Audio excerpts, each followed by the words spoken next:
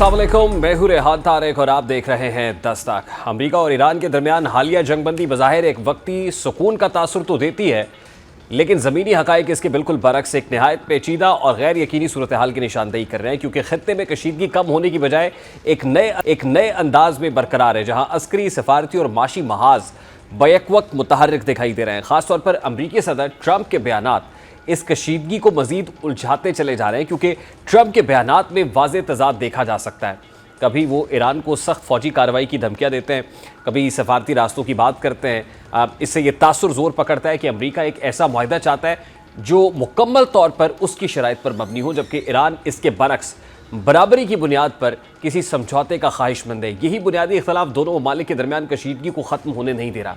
बहरहाल ट्रंप की पॉलिसी में सख्ती का अंसर उस वक्त मज़ीद नुमायाँ हो जाता है जब वो आबनाए हुर्मुज़ जैसे हसास और आलमी तिजारत के लिए नहायत अहम समुद्री रास्ते पर कंट्रोल हासिल करने की बात करते हैं।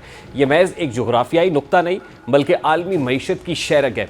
अगर अमरीका इस पर असर व रसूख मज़ीद बढ़ाने और मज़ीद सख्त नाकाबंदी की कोशिश करता है तो इसके असरात सिर्फ ईरान तक महदूद नहीं रहेंगे बल्कि पूरी दुनिया की मईशत को अपनी लपेट में ले सकते हैं। इस तनाजुर में ईरान का अपने मौक़िफ़ पर डटे रहना भी काबिल गौर है, क्योंकि वो किसी भी ऐसे दबाव को कबूल करने के लिए तैयार नज़र नहीं आता जो इसकी खुद मुख्तारी या स्ट्रेटेजिक मफादात को नुकसान पहुँचाए, जबकि अमरीका ईरान को मन मर्जी के मुआहदे पर मजबूर करने के लिए हर हरबा इस्तेमाल कर रहा है। जैसा कि अमरीकी खबर रसा इदारे एक्सियोस ने दावा किया है कि सेंटकॉम ने मुख्तसर ताकतवर हमलों का नया मंसूबा तैयार किया है, जिसके मुतालिक आज सदर ट्रंप को ब्रीफिंग दी जाएगी। अमरीकी सेंट्रल कमांड के सरबराह की जानिब से अमरीकी सदर ट्रंप को मंसूबे के मुतालिक बताया जाएगा। इस मंसूबे के तहत मुमकिना तौर पर ईरान के बुनियादी ढांचे को निशाना बनाया जा सकता है, जबकि रिपोर्ट के मुताबिक एक और मंसूबा आबनाए हुर्मुज़ के कुछ हिस्से पर कंट्रोल हासिल करने पर मरकूज है, ताकि तिजारती जहाज़ रानी को दोबारा बहाल किया जा सके, और इसमें ज़मीनी अफवाज भी शामिल हो सकती हैं। अमरीकी खबर रसा इदारे की रिपोर्ट के मुताबिक वाशिंगटन को उम्मीद है कि इस दबाव से ईरान को जौहरी मुज़ाकरात में ज़्यादा लचक दिखाने पर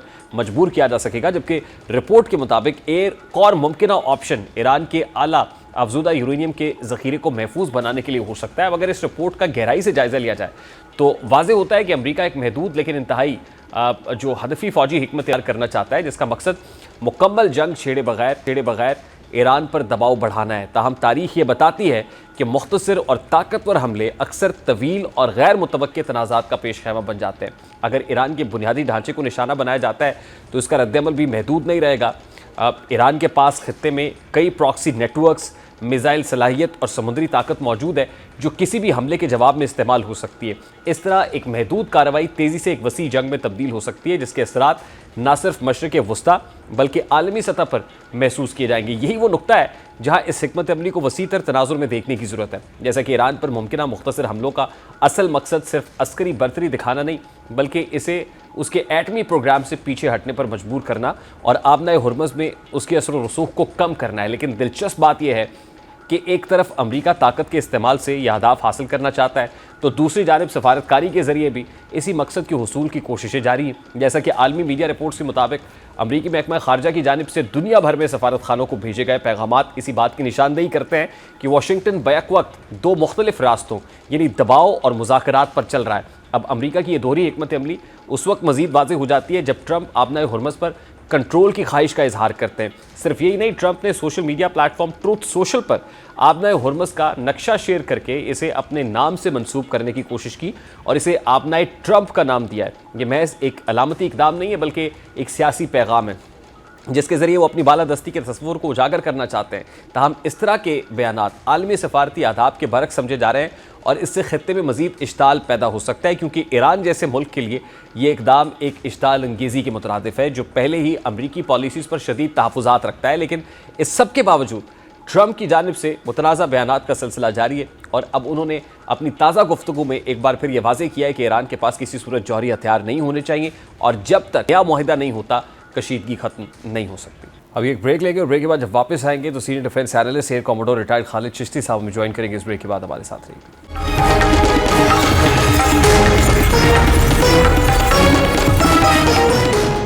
इस वक्त air commodore retired Khalid Chishti साहब हमारे साथ मौजूद है। अस्सलाम वालेकुम sir, thank you very much for joining us.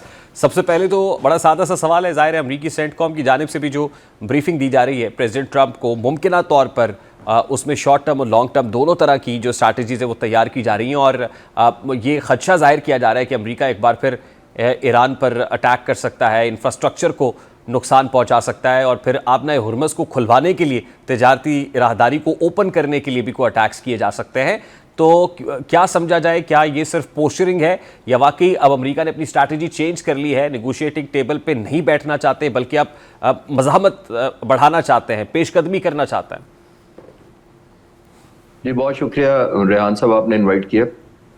جی میرا خیال تو ابھی تک ہے کہ امریکہ پوسٹنگ کر رہا ہے, کیونکہ جیسے اکثر دنیا میں پڑھایا جاتا ہے کہ جو وار کے برن آؤٹس ہوتے ہیں, ظاہر ویپنز اور میزائل ضرور برن آؤٹ ہوتے ہیں, ہیومن بینگ بھی برن آؤٹ ہوتے ہیں, آپ کے ریسورسز بھی برن آؤٹ ہوتے ہیں.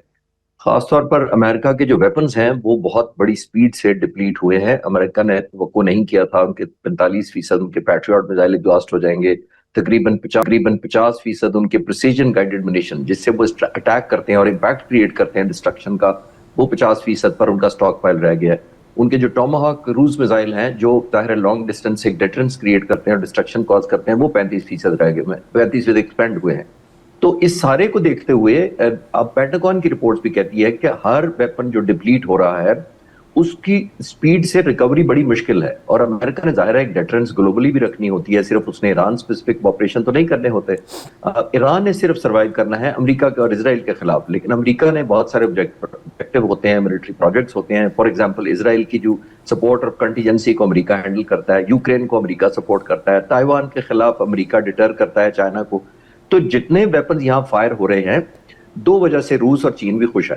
روس سمجھتا ہے کہ وہ جتنی ڈیٹرنس دنیا میں اس نے امریکہ نے مینٹین کی تھی وہ ڈپلیٹ ہو رہی ہے. چائنا خاص طور پر اس لیے خوش ہے کہ تو تائیوان کے خلاف ایک اپرچونٹی تھی ایک ڈیٹر کرنے کی, ایک پوسچرنگ کرنے کی, وہ کمپرومائز ہوئی ہے. تو آئی تھنک پریزیڈنٹ ٹرمپ کو یہ بتا تو دیا گیا ہے کہ ہم جس ونڈو آف ونریبلٹی کو کھول چکے ہیں وہ امریکہ کے اسٹریٹجک اور ملٹری انٹرسٹ کے بہت خلاف ہے, کیونکہ یہ ایئرز لگیں گے, کئی سال لگیں گے ان کو فل اپ کرتے ہوئے. ایکسپینڈ تو انہوں نے صرف 40 دن میں کر لیا. تو یہ میرا خیال ہے پوسچرنگ زیادہ ہے, اور پریزیڈنٹ ٹرمپ ظاہر ہے چاہ رہے ہیں کہ کسی طرح کوئی ایسی فیس سیونگ مجھے مل جائے جس کو میں وکٹری کے طور پہ اپنے لوگوں کے سامنے پیش کر سکوں, اور ایسا کہہ سکوں کہ ہماری وکٹری ہوئی ہے اور ہم نے پازیٹیو نوٹ پہ اینڈ کیا. اس کے لیے وہ میئریبل ٹرم کچھ نہ کچھ چاہ رہے ہیں, اسٹریٹ آف ہارموز کو ان بلاک کر کے یا ری بلاک کر کے, یا پھر کچھ نیوکلیر انریچمنٹ پروگرام ریلیٹڈ ان کو کوئی فیس سیونگ چاہیے اس پر. اور کل ہم نے دیکھا پریزیڈنٹ ٹرمپ کی اے جنریٹڈ فوٹو جو شیئر کی گئی اور پھر اس میں اسلحہ اٹھایا ہوا ہے. اب آبنائے ہرمز کو آبنائے ٹرمپ کا نام آپ دے کے یہ جو سگنلنگ کی جا رہی ہے, آپ کو لگتا ہے یہ محض پوسچرنگ ہے, یہ صرف آپٹکس کے لیے ہے؟ اب یہ امریکہ جو ہے وہ ایران کے اوپر کوئی اٹیک یا دوبارہ سے اس جنگ کو باضابطہ طور پر شروع کرنے کے کا متحمل نہیں ہو سکتا, موڈ میں بھی نہیں ہوگا, متحمل بھی نہیں ہو سکتا ایز پر یو سیڈ؟ جی ریحان, میرا خیال یہ ہے کہ ایک نیو فاؤنڈ ریئلزم امریکہ میں آیا ہے, اور خاص طور پر ملٹری نے تو بہت جلدی شاید ریئلائز کر لیا ہے جو ریئلٹی ہے. آپ نے اسی لیے دیکھا کہ ان کے جو فوجی ہیں جنرل جارج کو اور نیول سیکرٹری کو ان کو ریموو کیا گیا, اور بڑی چینجز آئی ہیں, ان کے کئی آفیسرز کو ریموو کیا گیا. اس کی وجہ ہی یہی ہے, ایک ایلیمنٹ آف ڈس ایگریمنٹ ہے جس کو میں کہہ رہا ہوں new found realism in military officers نے تو دیکھ لیا ہے, لیکن پریزیڈنٹ ٹرمپ کا کیونکہ بہت بڑی مائٹ ہے ان کی, اب ملک کی بھی ہے, ان کی ملٹری کی بھی ہے, اور ظاہر ان کو مس لیڈ کروایا گیا. نتن یاہو اور بہت سارے اور ایلیمنٹ تھے جو چاہتے تھے کہ یہاں پر وہ قبضہ کر کے امریکی حکومت چینج کرے ایران کے اندر, تو ایک وار زون ڈکلیئر کر کے اپنی مرضی کا تمام کے تمام فائدے حاصل کریں. وہ تو ہو نہیں سکا. یہ اٹ سیلف جو انہوں نے اسٹریٹ آف ہارموز کو بلاکیڈ کیا ہوا ہے, یہ ریئیکشن دیکھ رہے. آپ دیکھیے ان کا آفینس نہیں ہے, انیشیٹو ان کے ہاتھ میں نہیں ہے, انہوں نے وہ کھلوا نہیں سکے. اتنی بڑی نیوی ہے, اور میں اکثر کہتا ہوں کہ ان کی ٹروپس ورسز ٹاسک ریشو یہاں ڈیلیوٹڈ ہے. یعنی ان کی ملٹری 11 نیوکلیر پاورڈ سب مرینز ہیں, ان میں سے صرف 2 ڈپلوائے کیے ہیں, اور شاید تیسرا بھی لا کے جو جارج بش بھی لے کے آئے ہیں. کئی سینکڑوں کلومیٹر, 600 سے 700 کلومیٹر دور رکھا ہوا ہے ڈپلائمنٹ, انہوں نے مین اوفینسو ابھی تک نہیں کی. تو یہ شو کرتی ہے کہ وہ پوسچرنگ کی حد تک تو اپنی ملٹری ڈپلوائے کر رہے ہیں, لیکن ان کی ملٹری نے یہ ریئلائز کر لیا ہے کہ یہ ملٹری آبجیکٹیو جتنے ہیں وہ بیونڈ کیپیسٹی بھی ہیں, اور obviously جیسے میں نے عرض کیا کہ نیو فاؤنڈ ایک ریئلزم کی لائٹ کے اندر ایسیمیٹرک ہے. انہوں نے دیکھا ایران نے اپنے لیے بڑا اکنامیکل کر لیا, خاص طور پر چین اور روس نے جتنی مدد کی ہے ان کی ٹارگیٹنگ اسٹریٹجی میں, پن پوائنٹ فیڈ بیک کے اندر, ری وزٹس جیسے کیے ہیں انہوں نے. آئی تھنک بہت زیادہ ڈسٹرکشن امریکہ کے خلاف جو کاز کی گئی ہے اس میں کنٹریبیوشن چائنا اور روس کی بھی ہے, جو شاید انہوں نے پہلے جنگ سے دونوں پوائنٹ آف ویو سے انڈر ایسٹیمیٹ ان کو بھی کیا تھا, اور ایران کی کیپیسٹی اور سسٹینیبلٹی اور سروائیبلٹی کو بھی انڈر ایسٹیمیٹ کیا تھا. Then sir, don't you think US will have to change their strategy? کیونکہ ماضی میں تو ان کی یہ اسٹریٹجی جس میں وہ پوسچرنگ کرتے ہیں, دکھاتے ہیں پیش قدمی کرتے ہوئے اپنے آپ کو اور پھر پریشر ڈال کے نیگوشیٹنگ ٹیبل پہ اپنی مرضی کی ڈیل لے لیتے ہیں. But this time Iran has proved themselves to be very tough negotiator, بہت ریزیلینٹ ہے. تو کیا یہاں پہ آپ کو نہیں لگتا کہ امریکہ کی یہ اسٹریٹجی کاؤنٹر پروڈکٹیو ثابت ہو رہی ہے, they will have to revisit their strategy اور اپنی کوئی نہ کوئی فلیکسیبلٹی کریٹ کرنی پڑے گی؟ جی ریحان, جس تو آپ کہہ رہے ہیں نا کوئک وکٹری ان کے ذہن میں تھی اور ٹریڈیشنلی وہ اس طرح کرتے آئے ہیں. دیکھیے 2 ڈائمنشن اس وار کے اندر ڈیفرنٹ ہوئے ہیں. ایک ڈائمنشن جو نیوی پہلی دفعہ امریکن جو ہے وہ پٹ ٹو ٹیسٹ ہوئی ہے, اس میں کوئی شک نہیں, میں ابھی بھی کہتا ہوں دنیا کی سب سے بڑی نیوی ہے, سب سے زیادہ قابلیت اس کی ہے. لیکن ہم نے یہ دیکھنا ہوگا کہ میں اس کو کہتا ہوں یہ بلو واٹر نیوی تھی ہمیشہ سے. بلو واٹر نیوی کا مطلب یہ ہے کہ well off the distance from the hostile جو ملک ہوتا تھا اس سے بہت دور ڈپلوائے ہوتی تھی, اسٹینڈ آف ویپنز کرتی تھی, ایئر ڈومیننس پہلے کریٹ کرتی تھی, strategic targeting and destructive bombing کرنے کے بعد کئی 100 کلومیٹر دور جو ایئر کرافٹ کیریئر کھڑے ہوتے تھے ان پر جا کے لینڈ کر جاتی تھی. ان ایئر کرافٹ کیریئر کو کبھی خطرہ نہیں ہوا تھا. میں ایگزامپل پیش کر دیتا ہوں, صدام حسین کے ٹائم پر اتنی ہی ملٹری فورس ڈپلوائے تھی تقریباً 2003 میں. تو جب یہ ڈپلوائے کی گئی تھی تو سینکڑوں کلومیٹر دور تھی, ایئر فورس نہ ہونے کے برابر تھی, اسٹریٹجک افیکٹ اسی طرح وہ کریٹ کرتی تھی. جو ڈفرنس آیا وہ یہ آیا کہ اس دفعہ اسٹریٹ آف ہورموز آ گیا بیچ میں, یعنی یہ ایک بند گلی آ گئی جس کے اندر امریکن نیوی تیار نہیں تھی. نمبر 1, کیونکہ عراق کے پاس اس طرح کا کوئی اسٹریٹ آف ہورموز تھا نہیں جس کو بلاک کرتے اور ان کو لیور کرتے اور ٹریپ کر لیتے. نمبر 1. نمبر 2, عراق جو ہے جس کا میں ذکر کر رہا ہوں اور کمپیرزن کر رہا ہوں, وہ 4 گنا چھوٹا تھا ایران سے جغرافیہ کی نسبت. وہ تمام کا تمام عراق موسٹلی ڈیزرٹ ہے. یہاں پہ ایران 4 گنا بڑا ہے اور ڈیزرٹ نہیں ہے, ہلی ٹیرین ہے. 50% کے پہاڑی ہیں سلسلے جو ان ایون ہے, جس کے اندر چھپنا بڑا آسان ہے, سروائیویبلٹی بڑی آسان ہے, ٹنلز ہیں, ہائیڈنگ پلیسز ہیں, ان کی ٹریسنگ مشکل ہے, انفارمیشن لینا وہاں مشکل ہے, انٹیلیجنس گیدرنگ بہت مشکل ہے, سیٹلائٹ پکچر اس طرح نہیں آ سکتی بیکاز ڈیزرٹ تو ایک پلین ہوتا ہے, وہاں پہ آپوننٹ فورسز کا چھپنا بھی بڑا مشکل ہوتا ہے, ان کی ہائیڈنگز نہیں بنتی. تو یہ ڈفرنٹ نیچر آف وار تھی. آئی ایم شور, یہ میں نہیں کہہ رہا کہ صرف مجھے پتہ لگا اور امریکن کو نہیں پتہ لگا, لیکن پریزیڈنٹ ٹرمپ کو وینیزویلا کے بعد اتنا زیادہ ایک پٹ ٹو پریشر کیا گیا کہ جناب آپ کی اتنی بڑی ملٹری اور نیوی ہے, آپ نے صرف حکم جاری کرنا ہے اور رجیم چینج ہو جائے گی اور چند دنوں میں آپ کا نام ہمیشہ کے لیے جو 47 سال میں جتنے صدور گزرے نہیں کر سکے, آپ کا نام تاریخ میں لکھا جائے گا. وہ اس مس کیلکولیشن کی اوبیسلی وجہ, جیسے میں نے بتایا کہ انڈر ایسٹیمیٹ کیا انہوں نے ایران کو اور اوور ایسٹیمیٹ کیا ملٹری کیپیبلٹی کو وداؤٹ ریئلائزنگ کہ ہر ملٹری آپریشن جگہ, ٹائم اور ہر ٹارگیٹ کے لیے سوٹیبل نہیں ہوتا. ٹھیک ہے, تو فرسٹریشن تو بڑھ رہی ہے اس مس کیلکولیشن کی وجہ سے, لیکن ہم دیکھ رہے ہیں کہ یہ پرولونگ کر رہے ہیں پریزیڈنٹ ٹرمپ. کس چیز کا انتظار پھر کیا جا رہا ہے؟ کیا ایرانین سائڈ اس سے طاقتور ہو رہی ہے یا کمزور پڑنے کا انتظار کیا جا رہا ہے؟ What are they waiting for sir? جی ریحان, وہ کر رہے ہیں بنیادی طور پر بہترین بارگیننگ لیوریج کا انتظار کر رہے ہیں وداؤٹ فائرنگ اے بلٹ. جیسے میں نے عرض کیا کہ چائنا اور روس کی انٹرسٹ نہیں ہے, وہ چاہتے ہیں کہ جتنے آپ میزائل یا ویپنز فائر کیے جا رہے ہیں اتنا تائیوان کے خلاف ڈیٹرنس کم ہو رہی ہے چائنا کے خلاف. تو یہ ایک ایلیمنٹ آف ایسے سائیکل میں چلے گئے ہوئے ہیں جس کے اندر ان کے پاس یہ بھی آپشن نہیں رہی کہ آل آؤٹ وار کریں, بیکاز انہوں نے 40 دن کر کے دیکھ لیا. اتنی بڑی ملٹری مائٹ ہے تو ایسا تو نہیں ہو سکتا کہ 40 دن میں کچھ ایسا کرنا تھا وہ نہیں کر سکے تو وہ 40 دن خدا نخواستہ اور لڑنا چاہ رہے ہیں. 40 دن میسو انہوں نے پلاننگ کی, ڈسٹرکشن کی, لیکن جیسے میں نے کہا کہ ایران نے کاؤنٹر کیا, سرپرائز کیا. تو پریزیڈنٹ ٹرمپ اس وقت چاہ رہے ہیں کہ کوئی فیس سیونگ ملے. میں بہت دنوں سے کہہ رہا ہوں کہ وہ چاہ رہے ہیں ایسی سچویشن ہو جائے جس کو وہ لک لائک اے وکٹری کہیں and which should look like a war trophy, اور وہ اپنے لوگوں کو کہہ سکیں کہ جو میں نے 40 دن تک ایک ہائپ کریٹ کر رکھی, 20 دن اس کے بعد بھی ہو چکے ہیں, تو اتنا عرصہ جو کیا گیا ہے وہ کیا تھا. بنیادی طور پر ٹیک ہوم کچھ نہ کچھ وہ چاہتے ہیں, اور obviously ایران کو بھی دینا پڑے گا کیونکہ وہ ابھی بھی ملٹری سب سے بڑی ہے, اس میں کوئی شک نہیں ہے, ان کے گولز اور آبجیکٹیو کیپیبلٹی کہیں زیادہ ہے. تو آئی تھنک ون ون دونوں طرف سے ہوگا, لیکن میرا نہیں خیال کہ اب ملٹری وارفیئر ڈائریکٹ بیٹل میں ایک دوسرے سے انگیج کریں گے, کیونکہ وہ 40 دن میں جو نہیں ہو سکا وہ خدا نخواستہ اگلے 20-40 دنوں میں بھی نہیں ہوگا. ٹھیک ہے سر, لاسٹلی وہ سچویشن جو وہ کریٹ کرنا چاہ رہے ہیں, اب جو ان کے لیے فیس سیونگ دے, وہ سچویشن کیا ہوگی؟ مطلب وہ منیمم کامن ایجنڈا کیا ہو سکتا ہے دونوں فریقین کے لیے, اور پھر وہ کون کرا کے دے گا؟ یہ who will make it happen now? جی ران, یہ بہت اچھا سوال اس لیے ہے کہ پریزیڈنٹ ٹرمپ نے خود ہی ایکسپیکٹیشن بہت بڑھا لی ہے. دیکھیے اوباما نے جو 2015 میں ڈیل کی تھی JCPOA, اور اس میں انٹرنیشنل اٹامک انرجی کمیشن کو انوالو کیا تھا, 3.5 انریچمنٹ مان لی تھی, وہ تقریباً 1.5 سال تک مذاکرات ہوئے تھے اور پھر بہت اس کو سکسیس سٹوری کہا گیا تھا. لیکن پریزیڈنٹ اوباما کے بعد آپ نے دیکھا 2018 میں جب پریزیڈنٹ ٹرمپ پہلی دفعہ آئے تو انہوں نے اس کو سسپینڈ کر دیا تھا. اسرائیل 2015 میں ہونے والے ایگریمنٹ پر بہت ناراض تھا کہ یہ غلط ایگریمنٹ ہوا ہے، وہ نہیں چاہتا تھا کہ ایران کو کوئی سیف پیسج ملے۔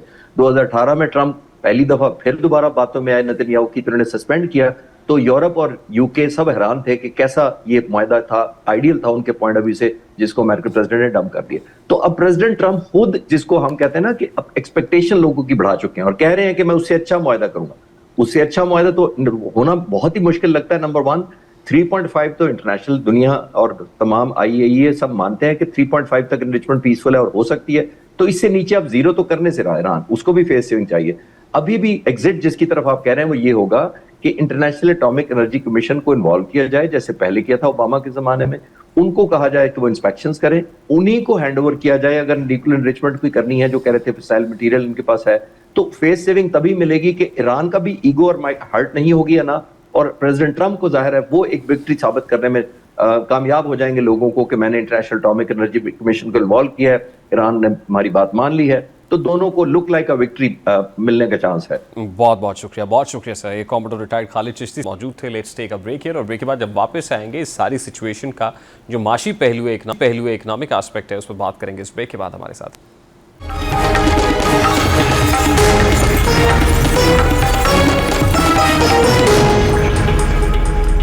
آبنہ ہرمز کی طویل ناکہ بندی نے عالمی معیشت کو ایک ایسے نازک موڑ پر لا کھڑا کیا ہے جہاں توانائی کی رسد، مالیاتی منڈیاں اور جغرافیائی سیاست ایک دوسرے سے گہرے طور پر جڑ کر ایک پیچیدہ بحران کی شکل اختیار کر چکے ہیں۔ دنیا بھر میں تیل کی ترسیل کا ایک بڑا حصہ اسی سمندری راستے سے گزرتا ہے، اس لیے جیسے یہاں رکاوٹ پیدا ہوئی، عالمی منڈی میں فوری رد عمل دیکھنے میں آیا، جس کے نتیجے میں برطانوی خام تیل $115 فی بیرل، امریکی خام تیل $109 اور اماراتی خام تیل $113 فی بیرل تک جا پہنچا، جو گزشتہ 4 برس کی بلند ترین سطح۔ یہ اضافہ محض اعداد و شمار نہیں ہے، بلکہ اس بات کی واضح علامت ہے کہ عالمی معیشت ایک شدید دباؤ کا شکار رہی ہے، کیونکہ توانائی کی قیمتوں میں اضافہ براہ راست ہر شعبے پر اثر انداز ہوتا ہے۔ تیل کی قیمتوں میں اس غیر معمولی اضافے کا سب سے فوری اثر جو ہے وہ عالمی افراط زر پر پڑتا ہے۔ جب ایندھن مہنگا ہوتا ہے تو اس کے ساتھ ہی ٹرانسپورٹیشن، پیداواری لاگت اور اشیاء ضروریہ کی قیمتیں بھی بڑھ جاتی ہیں۔ یوں ایک سلسلہ وار اثرات شروع ہو جاتے ہیں جو ترقی یافتہ اور ترقی پذیر دونوں معیشتوں کو اپنی لپیٹ میں لے لیتے ہیں۔ یورپ جو پہلے ہی توانائی بحران سے نبرد آزما رہا ہے، اس صورتحال سے مزید دباؤ میں آ سکتا ہے، جبکہ ایشیائی معیشتیں خصوصاً درآمدی تیل پر انحصار کرنے والے ممالک شدید مالی مشکلات کا سامنا کر سکتے ہیں۔ چین اور جاپان جیسے بڑے صنعتی ممالک کے لیے یہ صورتحال نہ صرف پیداواری لاگت بڑھائے گی بلکہ برآمدات کی مسابقت کو بھی متاثر کرے گی، جبکہ پاکستان جیسے ترقی پذیر ملک کے لیے یہ بحران اور بھی گہرا ثابت ہو رہا ہے۔ پاکستان کی معیشت پہلی درآمدی دباؤ، کرنٹ اکاؤنٹ ڈیفیسٹ اور مہنگائی کے مسائل سے دوچار ہے۔ ایسے میں تیل کی قیمتوں میں اضافہ درآمدی بل کو مزید بڑھا دیتا ہے، جس کے نتیجے میں زر مبادلہ کے ذخائر پر دباؤ بڑھتا ہے اور روپے کی قدر میں کمی واقع ہوتی ہے۔ اسی تناظر میں پاکستان سٹاک مارکیٹ میں شدید مندی دیکھنے میں آئی، جہاں کاروبار کے آغاز پر ہی 3000 پوائنٹس کی کمی ریکارڈ کی گئی اور 100 انڈیکس 1,62,700 پوائنٹس تک گر گیا۔ یہ مندی دراصل سرمایہ کاروں کے عدم استحکام کی عکاسی کرتی ہے، جو غیر یقینی صورتحال میں اپنے سرمایہ کو محفوظ رکھنے کے لیے مارکیٹ سے نکلنے کو ترجیح دیتے ہیں۔ اس اکنامک کرائسس کی سچویشن پر بات کریں گے۔ سینئر صحافی، تجزیہ کار ہے، معاشی تجزیہ کار ہے، ان سے بات کرتے ہیں۔ السلام علیکم، بہت بہت شکریہ ثناء اللہ خان صاحب آپ کے وقت کے لیے۔ سر، ظاہر ہے یہ جو گلوبل کرائسس ہے وہ تھمنے کا نام نہیں لے رہا ہے۔ آبنہ ہرمز کی بندش سے، تجارتی راستوں کی بندش سے بہت سے مسائل پیدا ہو رہے ہیں اور گلوبل یہ فنامنا بنتا چلا جا رہا ہے۔ ظاہر ہے پاکستان جیسے ممالک زیادہ ہٹ ہو رہے ہیں، جو درآمدی ایندھن کے اوپر انحصار کرتے ہیں، انڈسٹری کا پہیہ بھی نہیں چلتا ہے، اور پھر ظاہر ہے جو امپورٹڈ انفلیشن ہے وہ بھی بڑھ رہی ہے، اور پھر ہمارے ہاں قوی امکانات یہ پیدا ہو رہے ہیں، جیسے خام تیل کی قیمتیں بڑھ رہی ہیں انٹرنیشنل مارکیٹس کے اندر، وہ برطانوی کروڈ آئل ہو، امریکی ہو یا اماراتی ہو، تو پاکستان میں بھی تیل کی قیمتیں امکان ظاہر کیا جا رہا ہے کہ کل اگر اناؤنسمنٹ ہوتی ہے تو 55 روپے فی لیٹر اضافہ ہو سکتا ہے۔ تو what are you looking at? کیا حکومت کے پاس کوئی دوسرا آپشن ہے، آلٹرنیٹ ہے کہ اس طرح کا جو بوجھ ہے عوام کے اوپر نہ لادا جائے؟ بہت شکریہ سر۔ وجہ یہ ہے کہ پاکستان پہ کیوں زیادہ بوجھ آ رہا ہے، یہ آپ کا مین کنسرن ہے اور ہمارا بھی ہے، پاکستان کی عوام کا بھی۔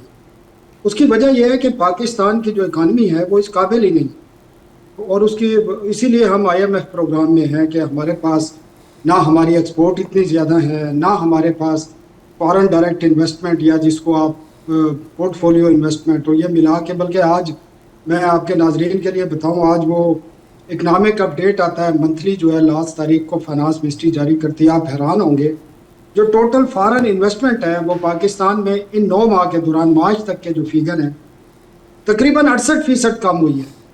آپ اس سے اندازہ کر لیں. تو پاکستان وہ ملک ہے جو پچھلے 25-30 سال میں ایک فارن کرنسی کے کرائسس میں رہتا ہے.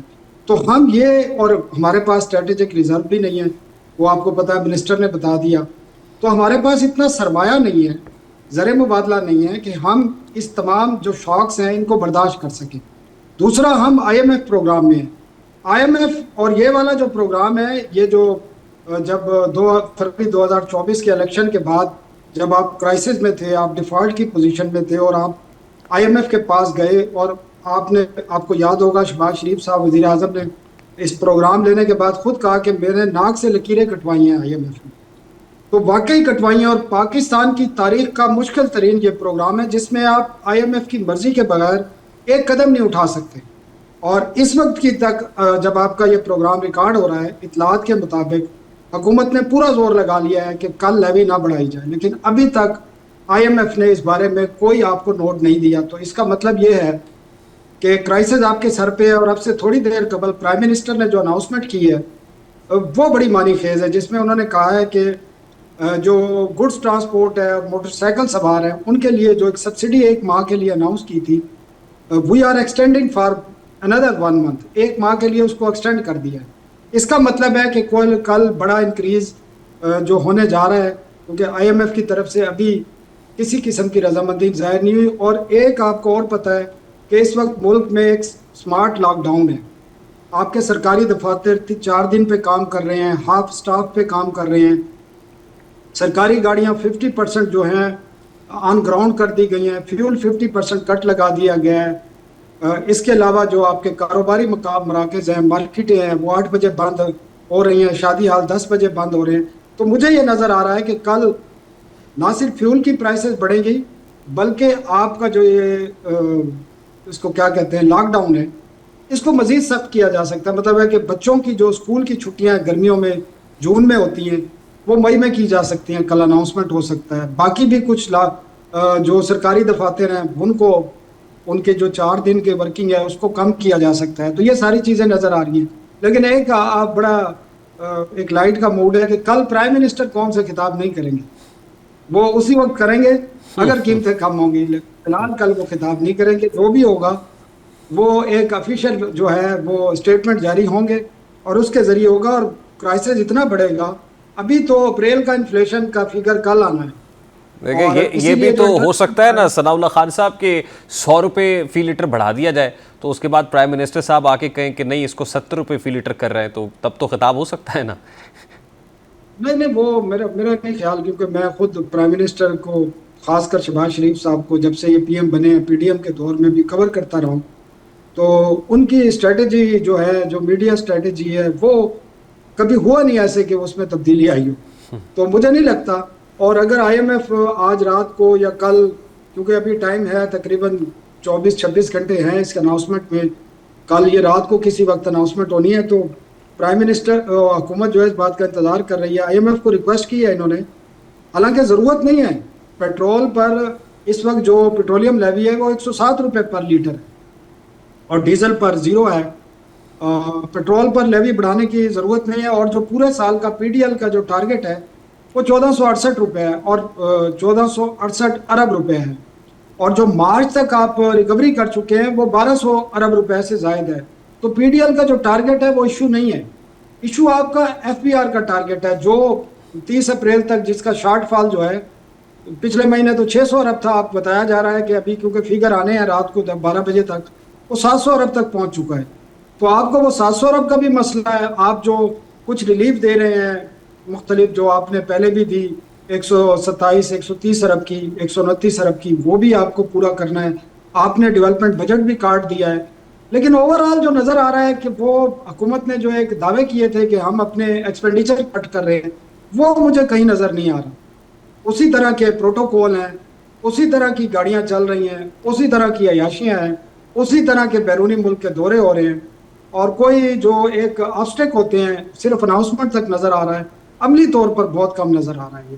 ٹھیک، تو اگر ثناء اللہ خان صاحب پیٹرولیم ڈیولپمنٹ لیوی نہ بڑھائی جائے، اگر نہ بھی بڑھے، مطلب اگر آئی ایم ایف راضی بھی ہو جائے جس کے امکانات بہت کم نظر آ رہے ہیں، تو رائٹنگ آن دا وال تو ہے ہی کہ پیٹرولیم مصنوعات کی قیمتیں تو پھر بھی بڑھنی ہیں.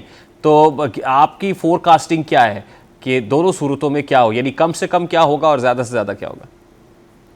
دیکھیں، اس فور کاسٹ کرنا تو بڑا مشکل ہے، کیونکہ یہ کیلکولیشن کل کی بھی پرائس کو دیکھیں گے، ابھی کچھ تھوڑا کام ہونا شروع ہوا. لیکن ایک چیز بڑا ابہام ہے لوگوں میں ذرا کلیئر کر دوں.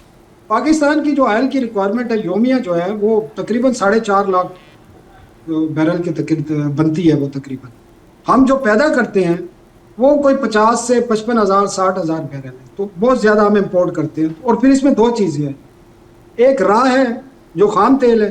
خام تیل کی قیمت جو ہے ایوریج 110 سے آپ اس کو بتا سکتے ہیں کہ وہ 115 تک ہے. لیکن مسئلہ یہ ہے کہ ہم صرف خام تیل کو دیکھتے ہیں. جو ریفائنڈ پروڈکٹ ہے، آپ حیران ہوں گے، جو ڈیزل کی ریفائنڈ پرائس ہے آج امپورٹ پرائس یہاں پہنچ کے وہ $250 پر بیرل ہے. یہ لوگوں کو نہیں پتا. اور جو پیٹرول کی ہے وہ $150 سے اوپر ہے جو ریفائن ہے، اور ہم ریفائن کی ایک بہت بڑی تعداد امپورٹ کرتے ہیں. ٹھیک، تو مجھے نہیں لگتا کہ حکومت مزید کوئی اس میں سبسڈی دے سکے گی پی ڈی ایل کے معاملے پہ بھی. اور اگر پرائس میں انکریز آنا ہے تو انکریز تو آنا ہے. اب یہ 50 روپے کرتے ہیں، 100 روپے کرتے ہیں. اس وقت آپ کو پتا ہے پیٹرول 393 ہے اور ڈیزل 381 ہے. اور اگر یہ 100 روپے بڑھتا ہے تو پھر آپ کو سمارٹ لاک ڈاؤن کو سخت کرنا پڑے گا، کیونکہ آپ نے کنزمپشن کم کرنی ہے. اور اگر آپ کو پی ڈی ایل میں ریلیف مل جاتا ہے تو پھر اضافہ کم ہو سکتا ہے. لیکن یہ دیوار پہ لکھا ہوا ہے کہ قیمتیں بڑھیں گی. بالکل صحیح. یہ تو رائٹنگ آن دا وال ہے کہ قیمتیں بڑھیں گی. ثناء اللہ خان صاحب، I have to wind it up here sir. بہت بہت شکریہ، بہت شکریہ آپ کے وقت کے لیے. سینئر کار ثناء اللہ خان صاحب ہمارے ساتھ موجود تھے. پیٹرولیم مصنوعات کی قیمتیں بڑھیں گی. وہ کہتے ہیں کہ کتاب سادہ رہے گی کب تک؟ کبھی تو آغاز، جنہوں نے بستی اجاڑ ڈالی، کبھی تو ان کا حساب ہوگا. اور سحر کی خوشیاں منانے والوں سحر کے تیور بتا رہے ہیں. ابھی تو اتنی گھٹن بڑھے گی کہ سانس لینا محال ہوگا. بریک لیتے ہیں، بریک کے بعد واپس آتے ہیں.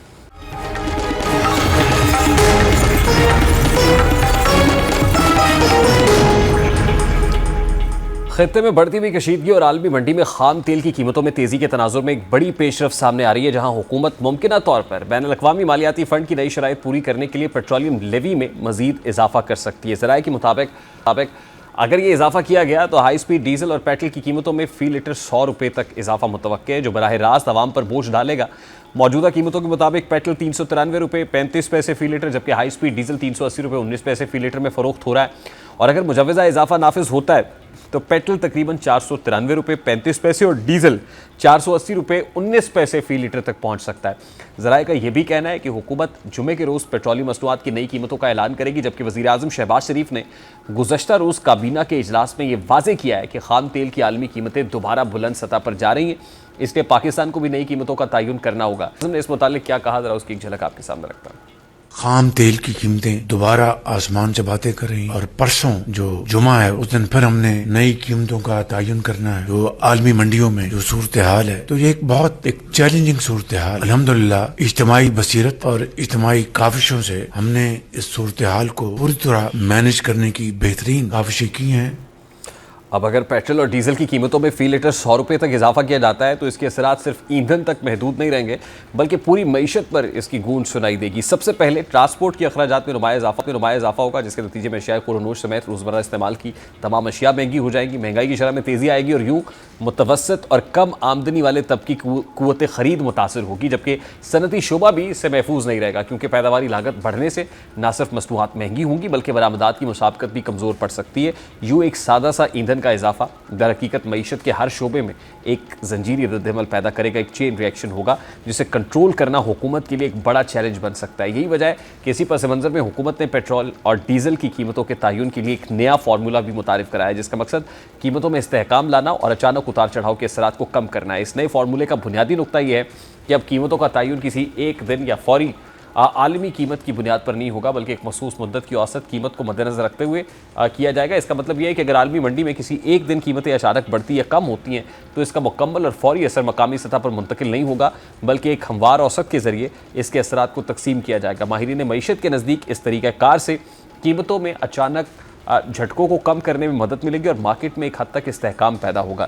نئے فارمولے کا دوسرا اہم پہلو یہ ہے کہ اس میں مقامی پیداوار اور درآمدی لاگت دونوں کو شامل کر کے ایک متوازن قیمت نکالی جائے گی۔ ماضی میں چونکہ تیار شدہ ڈیزل کی عالمی قیمت کو معیار بنایا جاتا تھا، اس لیے مقامی ریفائنریز کو غیر معمولی منافع حاصل ہو جاتا تھا، چاہے وہ نسبتاً سستا خام تیل استعمال کر رہی ہوں۔ اب چونکہ اوسط لاگت کا عنصر شامل کیا گیا ہے، ایسے میں اس غیر فطری گنجائش کم ہو جائے گی۔ پروگرام کا وقت اپنے اختتام کو پہنچا، آپ سے ملاقات ہوگی انشاءاللہ۔ کل اپنا رکھیے خیال، اللہ حافظ۔